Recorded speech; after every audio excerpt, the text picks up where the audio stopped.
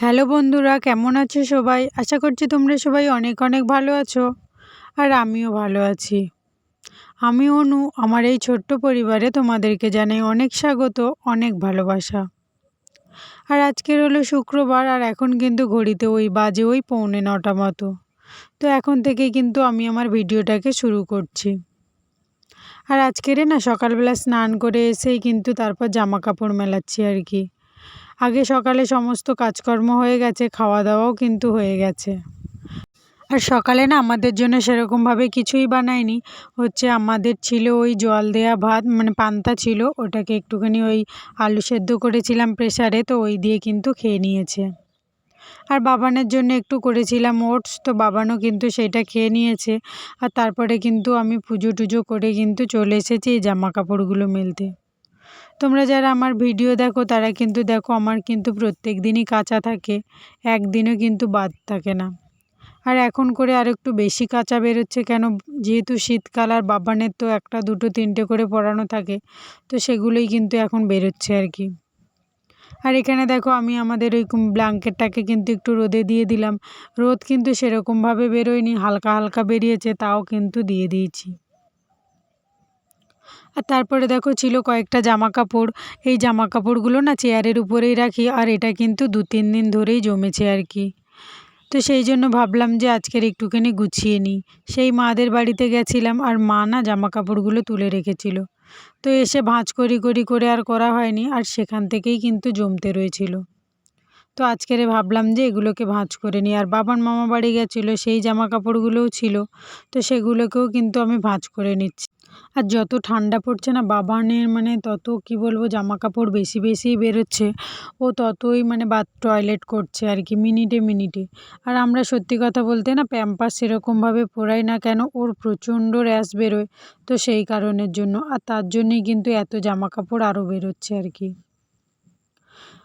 আর যে যার জামা কাপড়গুলো ভাঁজ করে কিন্তু আমি মানে আলাদা আলাদা করেই রাখছি। যেগুলো ও পরে সেগুলোও আলাদা রাখছি, আর যেগুলো মানে তুলে দেওয়া হবে সেগুলোও কিন্তু আমি আলাদা আলাদা করে ভাঁজ করছি আর কি। আজকের ওয়েদারটা না এমন, মানে কি বলবো, যে মানে হালকা হালকা বৃষ্টি পড়ছে আর পুরো অন্ধকার হয়ে আছে, আর হঠাৎ করেই যেন মেঘ উঠে গেছে, বুঝতেই পারলাম না। তো তাড়াতাড়ি করে যেগুলোকে মেলেছিলাম সেগুলোকে কিন্তু আমি তুলে নিয়ে এসেছি বাড়িতে। আর যেগুলো বাবানের মেলেছিলাম ওগুলো হালকা জল ঝরে গেছে, তো ওগুলোকেও কিন্তু আমি মানে ঘরের মধ্যে মেলে দিয়েছি আর কি। আর কি বলতো, এই ঠান্ডার সময় না এই বৃষ্টি হচ্ছে মানে আরও বেশি মানে ঠান্ডা পড়বে। আর আমাদের এদিকে যেহেতু নদীর ধার, তো সেখানে কিন্তু আরও বেশি করেই ঠান্ডা আর কি। আর দেখো তারপরে কিন্তু আমি চলে এসেছি একটু সবজি তুলতে, বাবানের জন্য একটু পালং শাক তুলতে এসেছি আর কি। একটা জিনিস কি বলো তো, আমরা না সেরকমভাবে সবজি খুব একটা কিনি না, তোমাদেরকে তো আগেও বলেছি আবার এখনও বলছি।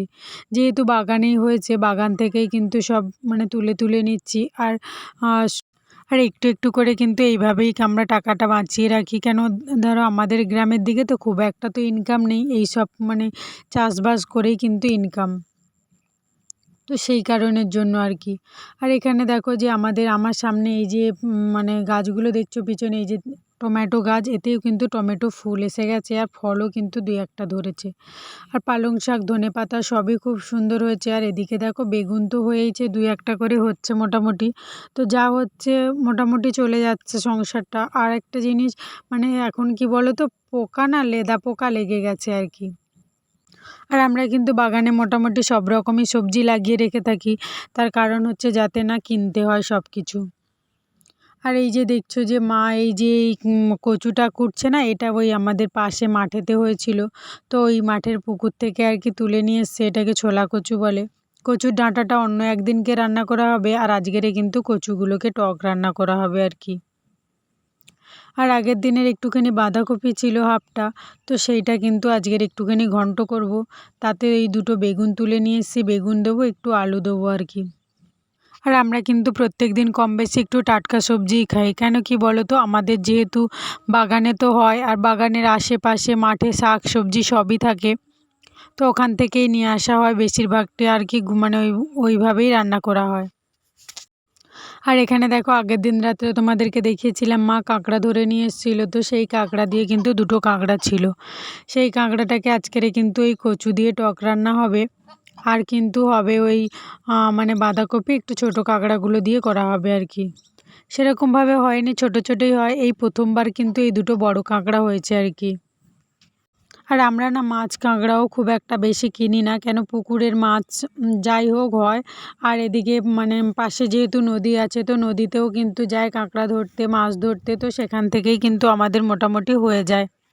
আর তারপরেই দেখো আমি কিন্তু রান্না বসিয়ে দিয়েছি এখানটাতে। আর প্রথমেই কিন্তু আমি রান্না করব এই বাঁধাকপিটাকে কয়েকটা কাঁকড়া দিয়েই রান্না করব, মানে ছোট কাঁকড়া দিয়ে। আর ওই কয়েকটা 4-5টা মতো চিংড়ি মাছ ছিল ছোট ছোট আর কি, তো সেখান থেকে কিন্তু আমি আবার দুটো তুলেও নিয়েছি বাবানের জন্য। এই তুলে নিচ্ছি দেখো, একটু বড় দেখে বলে ওই জন্য তুলে নিচ্ছি। আর ছোট ছোট কাঁকড়াগুলোকে দিয়েই কিন্তু বাঁধাকপিটাকে আজকের ঘন্ট রান্না করব। আর বাবা না বাঁধাকপির ঘন্ট খেতে খুবই পছন্দ করে, আর সেই কারণের জন্য বাঁধাকপিটাকে কিন্তু আজকে রান্না করছি। আর আজকে যেহেতু সেরকমভাবে মাছ নেই, সবই কাঁকড়ার উপর দিয়েই হবে, তো সেই কারণের জন্য কিন্তু এরকম মানে এই যে বাঁধাকপির তরকারি করব আর একটুখানি টক রান্না করব ভেবেছি। আর তেঁতুল দিয়েই টক রান্না হবে। আমি যেহেতু টকটা খুব একটা ভালো পারি না, তাই জন্য কিন্তু মাই রান্না করবে আজকেরে। আমি কিন্তু প্রথমে বাঁধাকপিটাই করব, আর তারপরে কিন্তু করব বাবানের জন্য একটা তরকারি। প্রত্যেকদিন বাবানের জন্য একটা করে তরকারি হয়, কেন ও যেহেতু ঝাল খেতে পারে না বাচ্চা, তো সেই কারণের জন্য না ওর জন্য কিন্তু আমরা সবসময় চেষ্টা করি একটা আলাদা করে সমস্ত রকমের সবজি দিয়ে একটা করে দেওয়ার জন্য আর কি। আর আমরা কি বলো তো, আমাদের তরকারি দিয়ে কিন্তু তুলে রাখতে পারি, কিন্তু ওখানে তো সব রকমের সবজি থাকে না, তো সেই কারণের জন্য কিন্তু মাঝে মাঝে না যখন কিছু থাকে না তখন কিন্তু ওরকমই করি যে আমাদের তরকারি থেকে একটু তুলে ওর জন্য রেখে দিই আর কি। আর এখানে দেখো, তোমাদের সাথে কথা বলতে বলতে আমার বাঁধাকপির তরকারিটা কিন্তু কমপ্লিট হয়ে গেছে। আর এরকম একটু কিন্তু ভাজা ভাজা ঘন্ট ঘন্ট মতো করেছি আর কি। বাঁধাকপি যদি একটু ডিপ ফ্রাই না করা হয় তাহলে না ওর একটা গন্ধ থেকে যায়, তো সেটা একদমই ভালো লাগে না আর কি। আর আমার না উনানে রান্না করতে খুবই ভালো লাগে। আর এদিকে দেখো, দুটো উনানে যেহেতু রান্না করছি, আমার কিন্তু একটা তরকারি হয়ে গেছে আর ভাত কিন্তু এখনো পর্যন্ত হয়নি। 2-3টে তরকারি হবে, তারপরে কিন্তু ভাত হবে, আর একসাথেই কিন্তু সব কমপ্লিট হয়ে যাবে আর কি। আর আর এই উনানে রান্না করি বলে না আমাদের মাসের শেষে কিন্তু অতটা গ্যাসের প্রয়োজন হয় না, বা গ্যাস খরচাও হয় না। আর গ্যাসটা শুধুমাত্র এই যে বলেছি বাবানের জন্যই করা হয়, বেশিটা ইউজ করি বাবানের জন্য, আমাদের জন্য কিন্তু খুব একটা করা হয় না। এই মাঝে মধ্যে একটু আধটু টিফিন সেটাই করা হয় আর কি। আর বাদ বাকি সময় কিন্তু আমরা সবসময় চেষ্টা করি উনানে রান্না করার জন্য, যেহেতু আমাদের এখানে তো প্রচুর কাঠ আছে, তো সেই কারণের জন্য।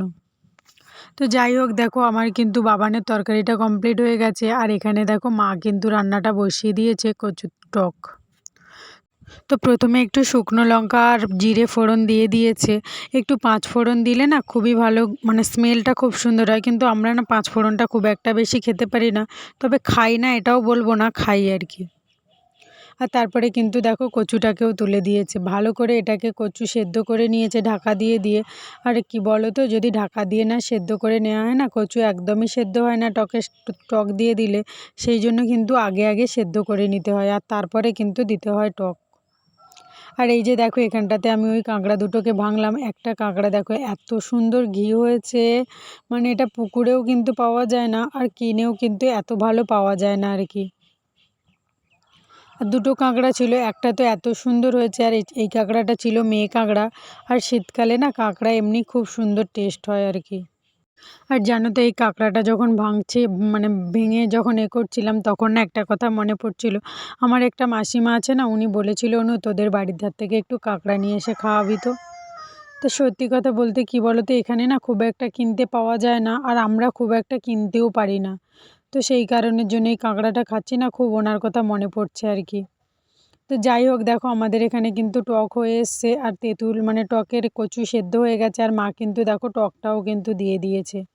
আর এই কাঁকড়াগুলো না ফুটোতে দিতে হয়, ফুটা তরকারিতে, কেন কি তাহলে ঘিটা নষ্ট হয় না, মানে ঘিটা গলে যাবে না আর কি, ঘিটা জমাট বেঁধে যাবে চাট করে, তো সেই কারণের জন্য দেখো আমরা কিন্তু যেই তরকারিটা ফুটেছে তখনই কিন্তু দিয়েছি আর কি। আর আমি কাঁকড়াগুলো ভাঙছিলাম, মা কিন্তু রান্না করছিল।